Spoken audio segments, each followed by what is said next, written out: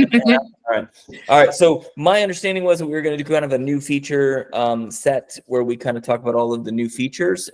Nicole, do we still want to do that, or do you want me to kind of shift into like getting started since we don't have a lot of experience? I guess that'd be a question for them. Do you like when you say zero, like not at all, never even looked at it? Okay, can we do a brief kind of go through the basics and then do some end with the new features, or halfway through switch to the new features? Perfect. That sounds good. If it goes too fast, I can always meet up with you guys after too and do like a deeper dive into it some other time. Yeah. But yeah, let's start with basic then, if you don't mind. Sounds good. We'll kick it off with some basic stuff, and then we'll go into a little deeper into some of the newer features.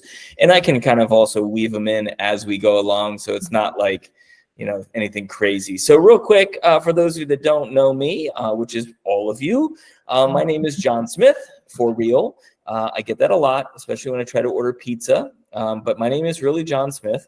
I am John Smith at bookcreator.com. So if you do have any questions afterwards, you can always reach out to me.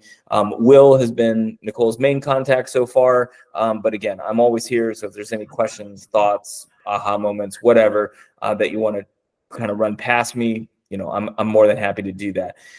Taught special ed for 12 years, mostly 5th and 6th grade. And then after that, I was a tech integration specialist for 7 years, mostly at a high school. And now I am here at Book Creator as their senior teacher success manager. I thought that was a promotion when they called me senior teacher success, but I found out after my first paycheck that it was not, that the real reason that they call me senior is because I'm the 4th oldest person in the company. So, you know, whatever, I'll take it anyway. It's still a cool title. But what does it mean? Lots of webinars, lots of trainings, conferences, school visits, basically anything I can do to spread the word of Book Creator and, you know, make sure schools and districts are best utilizing their licenses. That's what I'm here for. Married, I've got 3 kids, 13, 10, and 6. I love golf. Any golfers? Disc, that counts. All right, as long as there's golf somewhere in the title or it looks like golf, I'll take it. All right. So I don't get a lot of people raising their hands for that. But this usually gets hands raised. Does anybody have a dirty car? No, the better question is who doesn't? Okay, I was going to say, like, I live in Ohio and it's salt season. So you know what? All of the cars are gross. Well, the reason I ask that, I know it's a really random question on a Book Creator training. But the reason I ask that is because on the side, I'm a certified auto detailer. So if you have a dirty ride and you're anywhere near Ohio, come see me and I'll be more than happy to clean that dirty ride for you. All right. All right. Anyway, we are going to jump into all of Book Creator's awesome features today. We're going to highlight some of the new features for anybody that might already have some knowledge of Book Creator. But before we get too far into this, Nicole, can you tell me how are the teachers signing in? Are they using Google or are they using Clever, ClassLink? A mix, actually. It would be Clever or just regular bookcreator.com. Okay, so the reason I ask that is because when teachers hear about Book Creator and they go to our website, which I will put into the chat window, just for those of you that don't know, when you go to app.bookcreator.com, teachers get really excited about Book Creator, and then something unique happens. They forget how to read. All right. And what happens is teachers just go, ooh, Google, and they hit the sign in button, not realizing that this big yellow inviting screen is actually for students. All right. So I will just recommend, I understand that there's a mix. If you click switch to teacher, it takes you to the teacher sign in, which is great. But I would recommend trying to funnel people through Clever if possible, simply because Clever knows who's a teacher and who's a student. And you do get some extra back-end data from Clever that we don't collect. So it might be helpful in the long run, but still you can get there either way. Just make sure that if you're a teacher, you're on the blue screen. And if your students are there, make sure they're on the yellow screen. If I had $1 for every time a teacher signed in as a student, I would have retired 3 years ago. And if I had $1 for every time I had to walk them through how to fix that, I would have retired 6 years ago. So anyway, this is a very easy mistake, but it's easy to fix too. All right. The very first time you go through this, it's going to ask you some questions. What do you teach? What grade levels? That kind of stuff. Just answer the questions, jump through the hoops, and eventually you'll be brought to a screen that looks like this. All right. And this is your teacher, or I'm sorry, your library. You'll have your library name at the top. And then right across the middle, you have a button or a line that says you don't have any books. which sounds frightening, but there's plenty of time to make books, so don't worry about that. But before we get into the books, I do like to go to the 3 black lines here at the top left, and those 3 black lines will take you to the teacher dashboard, all right? And this is where all of your books and libraries are going to live. And with the full version that all of you have access to right now, you get 1,000 books each, and you get unlimited libraries, all right, which is vastly different than the 40 books in the free version and the 1 library, okay? So you get a lot. So while you're doing this, my advice is just get in there, make libraries, make books, have fun. You're not going to break Book Creator. All right. Now, Well, with whatever we create this year, will that hang over for next year if we happen to lose the full license? yeah, so whatever books and libraries you create will stay. The only difference is that you will not be able to edit any of the books that are beyond the free version. Okay. Okay. So if you make 275 books, 235 of those books are going to be kind of just there, but you won't be able to edit them at that point. And you can archive books, but then you could in libraries, but you could then also unarchive the ones you want and edit that way, correct? That is true. You can always archive libraries that you don't need to free up some of those books. Yes. Now, that being said, I will say too that this is about as salesy as I'm going to get. The one thing that you're going to notice about students is that when they go in there and they start playing with Book Creator, they are going to love it, right? Like it is going to be impossible to get them out of it because, you know, like maybe you're learning about frogs or something and they're making a frog book in science class. They're going to pretty soon realize that they can make a book about cats and grandmas and pizza and, you know, whatever. My son made a book about the gritty. I mean, like whatever, like you're going to have books about all kinds of stuff. So even though 1,000 books sounds like a lot, kids are going to start eating into that 1,000 books pretty quickly. But with the unlimited libraries, what's really powerful there is that you can make a library for every class. You can make a library for small groups, certain projects. I even have kids or teachers using Book Creator for individual students so that every student has their own library and then they're using it like a digital portfolio. I have a school district in New York. Did not see this one coming.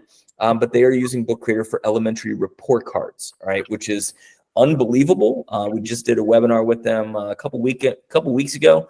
So if you ever get a chance, go to YouTube, look that one up. It's really fascinating why they did it and kind of the results that they're getting. So anyway, lots of options. Doing it like if you were to say make a library for every student, that would be the way also to keep the library private, correct? So you could invite with the invite code per student and they would only see the books in that library, which would be only for them. That is correct. Yes, absolutely. So great way to do that. There is an option when you create a library as well that says read each other's books.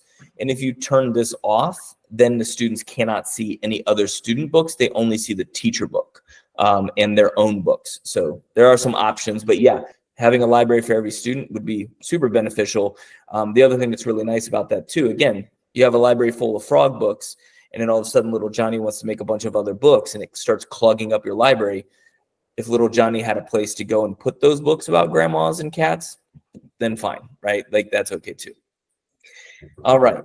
The next tab across the top that I want to talk about is our Discover tab. All right. And there's a lot of great new content in here that I really want to highlight as one of our new features, but also just new content. All right. And so in the Discover section, you're going to find tons of resources, books, samples, things that kids have done with Book Creator, along with things like these templates. All right. Now, these templates are books that we have created or other teachers have created that you are allowed to copy and put into your own library. And when you put them into your own library, then you can edit them. All right. So we have student templates for getting started. We have digital citizenship, STEM, authentic text, seasonal. We have a brand new February activity journal, right, that your students can use. So if you are interested in those, you simply click on it. You click the button here that says remix, and then you choose your library and then click copy. All right. And now I have a copy of that book in my library that I can tweak, right, however I want. Now, I'm not sure what grades everybody teaches here, but based on the backgrounds, I'm looking like elementary classrooms, possibly. All right, maybe Stacy. One elementary, K-5, and one middle school. All right, perfect. So the other thing I wanted to mention too is that we do have a brand new section of literacy templates. All right, and so this may not be for everybody in the room, but these literacy templates are phenomenal. All right, our new literacy specialist has been pumping out books left and right. And so we've got some really cool literacy books to help kids about, with the science of reading and really getting that stuff taken care of. We do also have some writing prompts here for younger students and older students and so much more. All right, so there's just a great pile of stuff. Underneath that, we have books by grade level. All right, so if you're elementary, you click elementary and you see some really cool books written by elementary students. Middle school, you click middle school and you get the same. Personal favorite in middle school, science book, Highway to Sell. Good old reference to AC/DC, but still talking about science, right? So I really love this. We do have books written by our ambassadors or by us. So again, wide range of topics. Book Creator in the elementary classroom, literacy standards, 5 pillars of literacy, science projects, science notebooks, how to use it with middle school kids. There are books in here for everything. So I absolutely love these. And then as you're kind of showing your students Book Creator and they're getting to play with it, something interesting happens. A little bit of student peer pressure. They start going to other classrooms and they're kind of like, oh, can we use Book Creator? And the teacher's like, what's that? And it's like, you got to check it out because that class is fun and this class is kind of lame. You got to make it better. So as you are talking with students about Book Creator and as other teachers are starting to kind of catch on, I love this section right here because it really shows you how you can use Book Creator in everything. All right.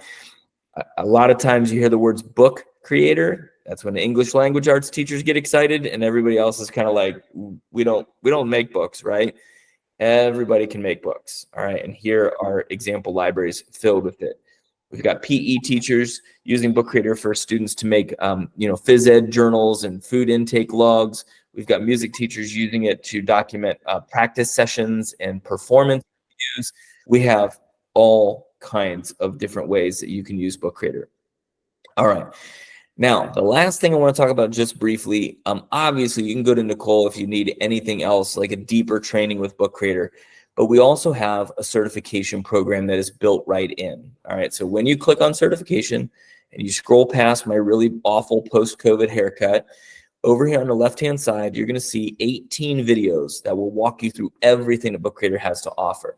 So when Nicole is talking to you about all the cool stuff and, later on you forget what she said about the pen tool, you can always go back and watch these videos whenever you want.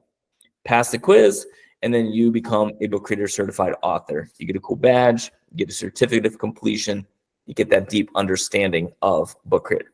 All right. Now, before we go too far into Book Creator, while we're here, I do like to always point out this little button right here that says apps. All right. It is not necessarily a new feature. It's been around for almost 2 years, I think now. But what is awesome about this is that teachers sometimes don't see that, right? They don't see it there. And so when you click on apps, you will get to a point where you will be like, you know what? Love Book Creator, wish it did this, or I wish I could do this, or I wish. There are 9 additional apps that you can add into your Book Creator experience if you want. All right. They are all turned off by default. You have to manually turn them on for each library if you want to. All right. So let me show you how that works. Giphy.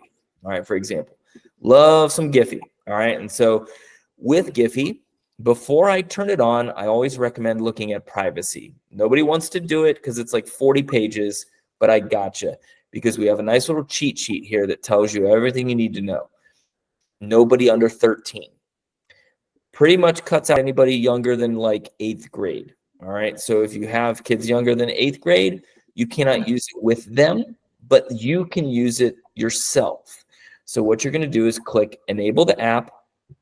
If you can only use it for yourself, you click Done.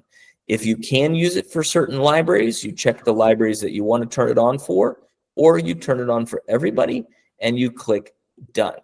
And then you can use those apps, all right inside of Book Creator. And we'll talk a little bit about that here in a minute. All right. So we're going to go back into our library. Now there is the February journal, all right, that I mentioned. So I made a copy of it. It's now in my library. I can go in here, I can edit it, I can tweak it. Somebody tweeted out the other day that there was a mistake on the last page. So if you find a mistake, you can fix it. All right. Most of our company is out of the UK, and every once in a while they'll say things that don't make sense, right? To us, so you're in the States, so you can feel free to edit any of that stuff. Now, here is a new feature. In the past, if I want students to make a copy of that book so that they can use it like an interactive notebook of sorts, they had to make the copy. And more often than not, they ended up putting it in the wrong place. All right. And so sometimes it caused issues.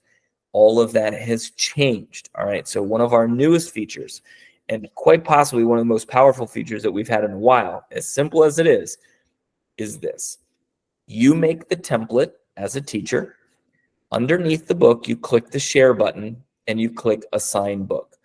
And now what you can do is you can automatically assign that book to everybody that is in your library, or you can pick specific kids if you want to and start the assignment. Every student that's already in your library automatically gets a copy of that book, and any student that joins the library later, they automatically get a copy of that book too. All right, so really, really fantastic. Super, super easy. Super easy. Now, the next question that normally comes up after that is, if they make a copy of the book and I tweak the original, will they get the changes in their book? And the answer is no. All right, so it's very similar to like a Google Doc, right? If I copy Nicole's Google Doc and she makes changes later, I don't get them because it's my copy, right? It's my version. But I have a hack. All right. So for all of you that are book creator wizards and you're looking for a really cool new hack or feature, here it is. I have the kids get their assignment. They start working on it. Maybe the assignment is a 3-page template or a 5-page template. But later on, I want to give them some extra pages. So I go into wherever my master template is or wherever I want them to have copies from. I go into that book. I go to the pages view and I choose the pages I want. So I hit select, choose the pages that I want, and then say copy to. I go to my library. I will see all of the student books right there, or I can choose all of them, or I can choose specific books, and I click copy pages. And now when I go back to the books in the assignment and I go to pages, you'll see that at the very end, I have dumped those pages into the student books if I want to. All right, so you can always just update student books and add things at will. All right, so anyway, I absolutely love it. Yeah, good hack, right? Oh, and there's the page where we made a mistake right there. January 29th, that should be February, right? So anyway, all right, we'll mess with it later. All right, so that's one of our newest features. Now, for those of you that don't know much about Book Creator, kind of a little confused about all the new features and things like that, no worries. Basically, what happens is you create a library, and then you have to click this button that says invite code. And that's how you get kids into your library. So similar to Google Classroom or Schoology or whatever, give them a code, they join. Once they're in your library, they can read books that you've already got. They can collaborate on books if you want them to, and they can create their own books. All right, and so very simply, they click new book, they choose a style, comic books, plain books. For older kids, the templates are really cool because it really starts to show you the power of the simplicity of Book Creator. So even though Book Creator is very easy to use, there are lots of really cool things you can do, and you can edit everything on this page. You can move it around, you can tweak it however you want, but like you can see, beautiful page designs and layouts that really, again, show you the power of Book Creator. All right, I'm going to go into my playground book here. All right, so in the playground book, I want to talk about some of my favorite features, including some of the new features that we may have in here. But I mentioned that Book Creator was easy. I'm not lying. There's literally 2 buttons. That's it. All right, there's the plus button at the top, which allows you to add stuff to the book. And there's the I button or the inspector button right next to it that allows you to change things. So change colors, fonts, sizes, that kind of stuff. All right, so what can we put into a book? It's more than just words. All right, so click the plus button. We've got media, shapes, more, and down here we have comics. So I'm going to talk about shapes just briefly, and I'm going to talk about it, not necessarily all these other regular shapes, which are great. You can, label things, you can make them fancy text boxes, whatever you want. But in the shapes tool, while you're on the paid version, there is a search bar, and it allows you to search for just about anything. All right, so if I type in plants, I get all these really cool icons. I click the one I want, I add it to the page, I can resize it, and if I click the inspector, I can change the color, right, of those plants. Or, oops, something wrong there. That's never good during the demo. And then if you're really thinking about this, like my daughter, right, who did this the other night, she's looking at that and she's like, okay, like the grass is green, the dirt is green, the plants are green, the flowers are green, like it's all green. What do I do? She would go to the pen tool under the plus button, and then she would just change the color and say, well, I want that to be like a red flower, and change the brush. And then she would go in and she would actually like trace over this, and she would make the flower however she wanted, right? So I thought that was pretty cool, right? Pretty genius. And then she even kind of went one step further. So after she did this with all of the plants, she actually went through and erased the original icon so that it looked like she drew the whole thing, right? So I was like, it's pretty slick. So anyway, that is a really powerful tool. And again, in that search bar, 2 to 3 million icons. All right, I have searched for pretty random stuff. The only thing that I have gotten a 0 return on was when I searched for Shakespeare. And I was shocked, right? Like that's like Shakespeare. How do we not have an icon for Shakespeare? I found out 2 days later it's because I spelled Shakespeare wrong. All right. So if you spell it correctly, it's fine. All right. When you deleted that, did you just click on it and then hit delete? I did. Okay, thank you. You can also click on it and click the Oh, inspector. undo pages. Got it right there. Yep. And there's an undo button. Now, I will say, don't get too reliant on the undo button, because if you go to a new page and come back, the undo button doesn't It's work, done. right? It's So only- you gotta be careful, right? Anyway. All right, plus button, some other things. Under the media tab, this is where the bulk of the good stuff exists, all right, with Book Creator. And the very first one is an image option. So we do have an image search built right in. What I love about this image search is it comes from Pixabay. So these images are free to use, they're free to modify, and they're safe, which is great for elementary kids. It starts to get a little iffy for middle school and high school kids because they're so used to going out to the Googs and finding whatever they want, right? Now, here's a big thing for middle school and high school kids and why I like the image search for them. The images are crystal clear. These are not the grainy thumbnails that your kids like to drag into presentations that look like garbage, right? These are beautiful, beautiful images. So you can just tell them, hey, you know what? It's cool, right? These are good images. All right. Can you still bring stuff in from other places? Absolutely, right? If you want to. But these images are nice. You can resize them. You can move them around. And there are some other things you can do with images using the inspector button.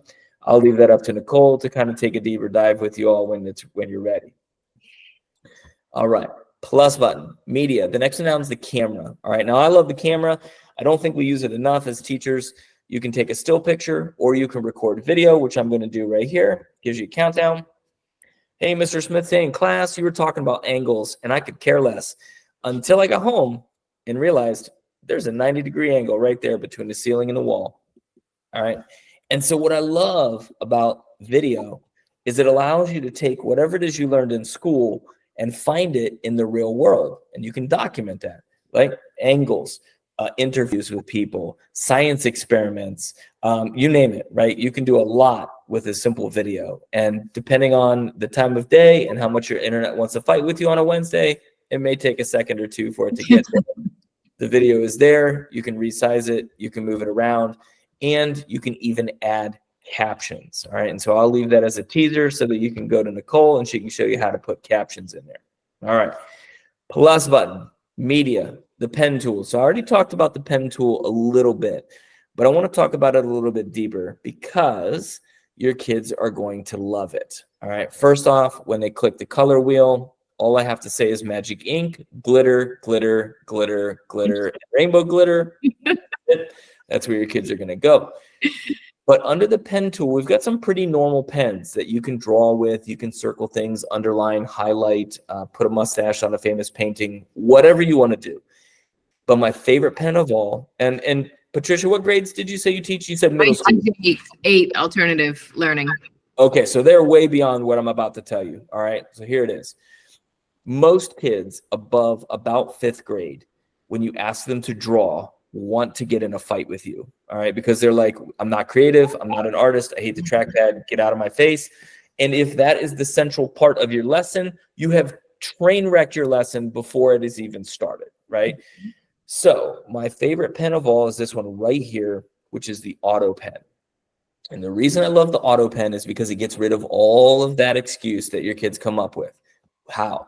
I'm a terrible artist too. I'm going to demonstrate that by drawing for you the world's worst bicycle. All right, so here we go. So I'm going to draw this bicycle, which is hideous. It's already like a terribly bumpy ride. But as I'm drawing this bicycle at the top, the auto draw is trying to figure out what it is. Is it a basketball? I sure hope not. Is it a pair of glasses? Maybe if I got hit in the face with a basketball, right? What is it? Ooh, it's a pair of it's a bicycle. So I choose the bike that I want, and it fixes my drawing, and it actually makes it look like something that is something I would ride to the park, right? So all those 8th graders who are like, nope, not doing it, it's all going to change. All right. They're going to love this. And again, you can color things in, you can whatever, right? It's very, very powerful. So I love it. Empowers kids to feel like they are actually participating, right? And doing something in there. Love it. Plus button, media, text. It's a book. We've been talking for like half an hour. We haven't talked anything about words yet. You click text, you choose a style, and a text box pops up. You can type in there. You can copy and paste and put stuff in there if you want. My personal favorite is this one right here. That is the microphone. And the reason I love the microphone is because the student I had, his name is Michael Eddy. Michael was one of my biggest haters, didn't want to do anything until I showed him Book Creator. And then he was like, this is awesome. And I was like, yes. And he goes, but. And I was like, here we go. He goes, but I still can't spell. I still can't type. I still don't know where the stupid keys are. I said, Michael, it's fine. I was like, no, neither do your teachers. I've seen their emails. They can't spell. They can't type. They don't know where the keys are either. He started laughing, and I said, well, Michael, it's okay. We've got this microphone, which means we can write with our face. And he was like, what? And so for Michael, that changed his life, because if I gave him a pencil and a paper, disconnect between here and here, but he could talk. And so all he had to do is click the drop down, choose whatever language he wants to speak in, and then click the microphone. Click the microphone and start speaking in the language that you chose from the drop down. And that's it. And what I love about this is it understands me. Siri, she thinks I have a mouthful of marshmallows when I talk to her. Book Creator just gets it. You can do bolds, you can italicize, you can do numbers, strike through, superscripts, accent marks. You can even do math symbols. You can do all kinds of fun stuff right there in the text box. Hit done.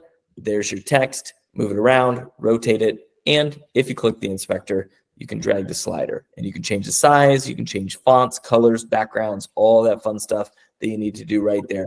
So very simple, very powerful.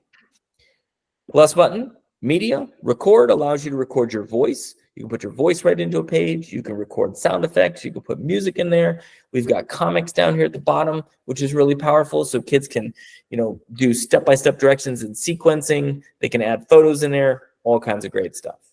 All right. Now, again, if you want to take a little deeper dive, do the certification, get Nicole into your classroom. She'll be happy to help you out.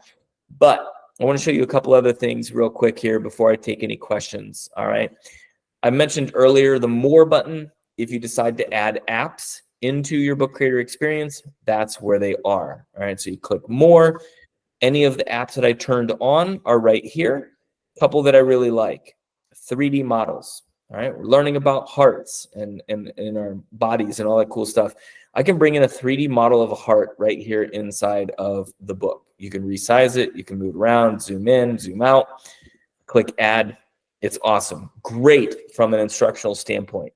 Most of your students are not going to be able to use this on their own because it is 16 or older, or if you're under 18, you have to have parent permission. So it's a very restrictive app. But as a teacher, you can use this for all kinds of things. Body systems, food. What was it called? I'm sorry. It's called the 3D models. So Okay, under the 3D models, yeah, it's great, but it is very restrictive. Another one that I love is graphic organizers. So we have 104 graphic organizers that are built right into Book Creator.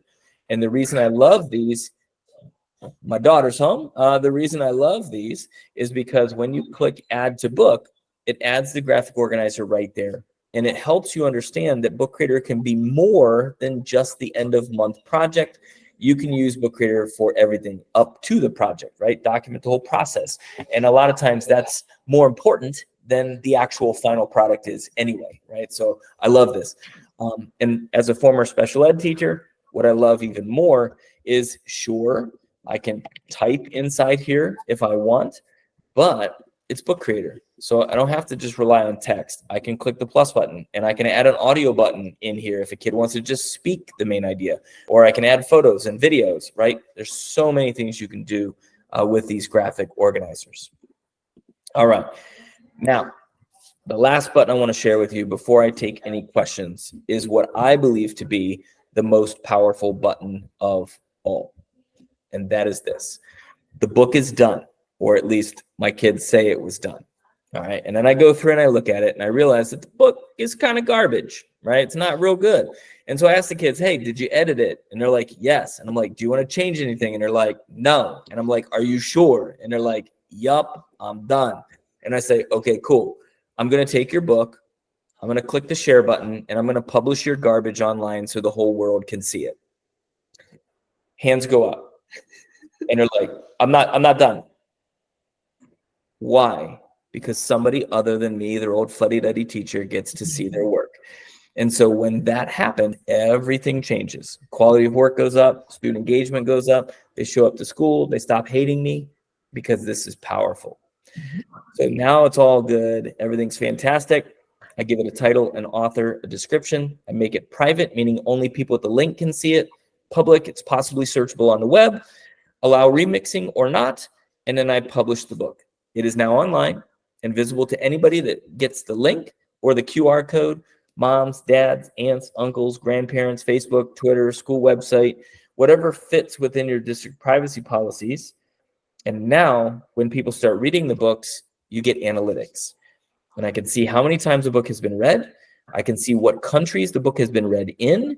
And I'm telling you right now, there is nothing more engaging to that student who didn't want to be there in the first place than letting them know that their book has been read 99 times in 17 different countries. You will see your students change right before your eyes. I promise. Now, I lied. I have one more thing I want to show you. In the Discover section, under kindergarten, there's a book called Little Emma. And it was Stacy was picked out. She teaches kindergarten. She had to go. Oh, yeah. Well, I'm not really showing it because it's kindergarten. That doesn't matter. Okay. Here's what matters. It does matter that the girl's a kindergarten student. But the reason this book is cool is because it has been read 23,494 times.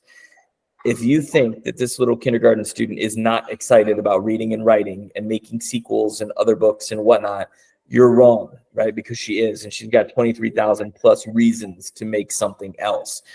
This right here is powerful. Is anybody excited? Mm-hmm. Oh, yeah. Anybody just want me to leave? No. Not yet. All right. Maybe the lady who left. I'm just kidding. Any questions, thoughts, aha moments, anything coming to mind? Okay.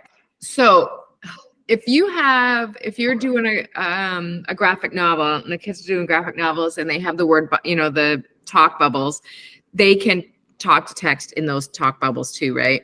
They can, and they can also, they can put audio buttons in the talk bubbles if they want. Right. You can put anything in there that you want. Right. And when you say people, that book has been read, so that link had to have been published somewhere other than, right? So somebody in Uganda can read my book, but how did they have to have the link in order to read that? That is correct. So usually this is what happens. You make a book. Yep. I'm excited about it. I publish it. I get the link, right? When I first started doing this, it was Twitter. I went to Twitter. I was like, check out his book, right? That Patricia read. And everybody's like, great, right? Student privacy is a little different now, right? So I get it. So what I might do is I might say, okay, here's Patricia's book. I send it home to mom and dad. And I say, hey, take a look. And mom and dad are like, oh my gosh, this is great. Let's send it to grandma. Grandma sends it to her friend who lives in Spain, and right, and that's kind of how it starts to spread. Excellent. But initially, I sent the link to mom and dad. And then it's right? their job to keep. If they want to share it, fine, because it's their kid. Now there are times when we did collaborative books where I had multiple kids working on a book, and we still published them. For me, every time I did that, I would send home a permission slip and just say, hey, here's what we're doing. Are you okay with it? Parents, more often than not, overwhelmingly more often than not, would say, I'm cool with it. Let's see what's going on. But lots of different ways you can kind of spin that, the publishing, but Yeah. very easy. Oh my God, I get a zillion freaking questions, but of course I'm starting from scratch. So, pulling in apps, and the Giphy app, is that free? So it is. It's so in the app section, we have 9 apps. Some of them are available on the free version. Some of them are available on the paid version. So they're already in there. They're already in there. Oh, gotcha. Okay, good. Thank you. Okay. Yeah. Next question. I love this, Patty. Good job. Keep going. Yeah. So my alternative learning kids, they're not service kids, they're not behavior kids, they're your at-risk kids, basically, right? And so I also teach or supervise a group of students called Teen Voices, and it's a book club, basically. And the other person, Riley, and I were going to introduce this to the students. I see now it's probably not gonna, I don't know if it'll be at that night, but whatever. And we wanted them to do a book talk, and just looking at, do I need to get like the author's permission to show, you know what I'm saying here? Yeah, great question. So I'm going to answer this question in as little legal language as I possibly can, because I don't understand any of it. All right. But here's what I remember. The one thing I remember from college, all right, in Education 101, was if you're using it for educational purposes and you're not making money from it, there are no copyright laws. Now, I don't know if that's true, but it sticks in my head, and I'm going to use it until somebody arrests me. All right. So that being said, I lived through Napster. All right. So I know what it's like to have like a middle school kid sued by a record company, right? I get it. I've seen it. Generally speaking, if you're keeping that book in-house and kids make a book report and they want to use the author's book or doing a book talk or something like that, nobody's going to really care, right? Do I think that, Gary Paulson's going to be reading my book review? Probably not, even if I publish it, right? He's probably not going to find it. So with a grain of salt, I think you're going to be okay. I've had a couple of instances where a teacher actually did reach out to the author and say, hey, my kids are doing book talks. Do you care if we put your book into a book so that, kids can do a book talk? The ones that I've had do that, authors are like, that sounds cool. Go right ahead. It wouldn't be any different to me than me holding up a book on YouTube and being like, I just read this book. Like, it stinks. Well, that's what I'm guessing, right? Because you can go online and find a book talk for any book.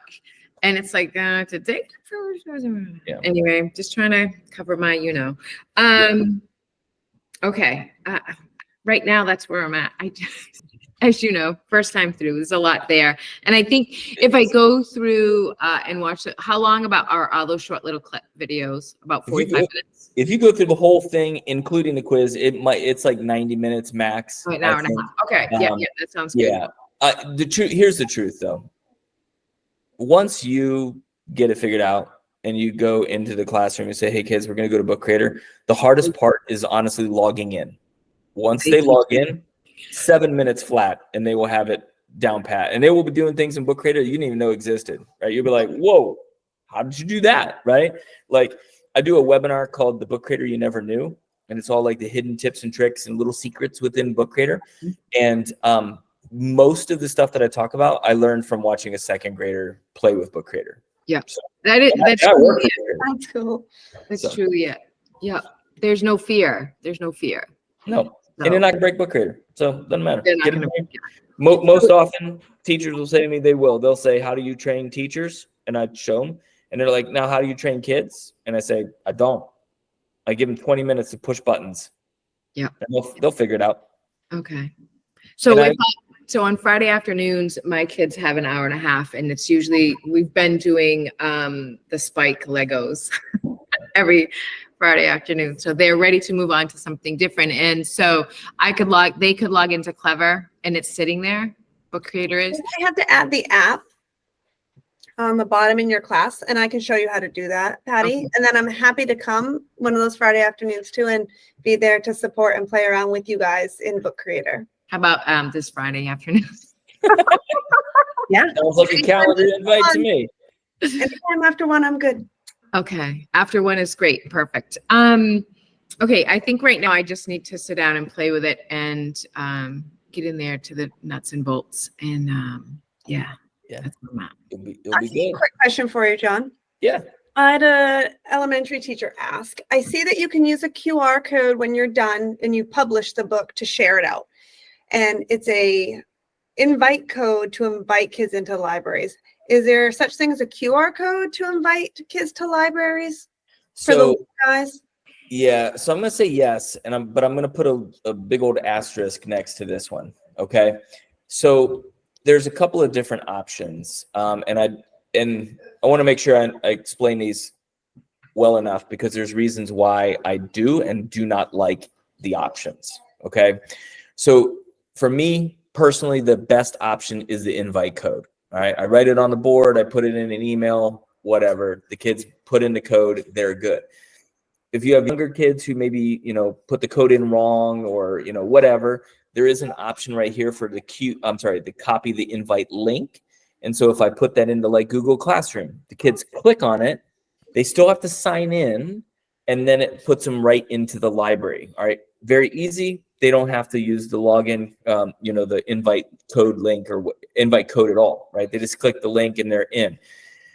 If you have younger kids who don't have like Google sign-ins, okay, then there is an option by clicking your avatar that allows you to create student logins. And what this will do is I can manually input student names and it gives them a link or a code that they can scan, and it takes them right into the library without having to sign in, which sounds great until that kindergarten kid or that first grade kid gets into second grade when they do have the Google account, because it does not sync. So it creates 2 separate accounts. Okay. So that's, for me personally, this is a last ditch effort. Most kids, my own daughter included, she's in first grade, she has a Google login. A lot of times it's simply just that, Clever badge that she just scans and it takes her right where she needs to go. Fine, right? You can do that. I would always stick with the Google logins as much as possible. If it's absolutely necessary, then I would do the QR codes. But Between Clever and being able to turn off, see other people's books or read other people's books, you can have a whole class in a library and they would still only see their book and get into it through Clever, which is a QR code, and they're good to go that way, right? So Yep. that seems the most reasonable way, and then all those stuff stays. Yep, absolutely. Okay, perfect. All right. Thank you. Well, yeah, I have another webinar here in 10 minutes, so I need Thank to hop off here. But I'm so excited that you all look like you're excited about this, and we're ready to move forward. But if you have any questions at all, please don't hesitate to reach out. Always happy to help. Be safe out there and happy bookmaking.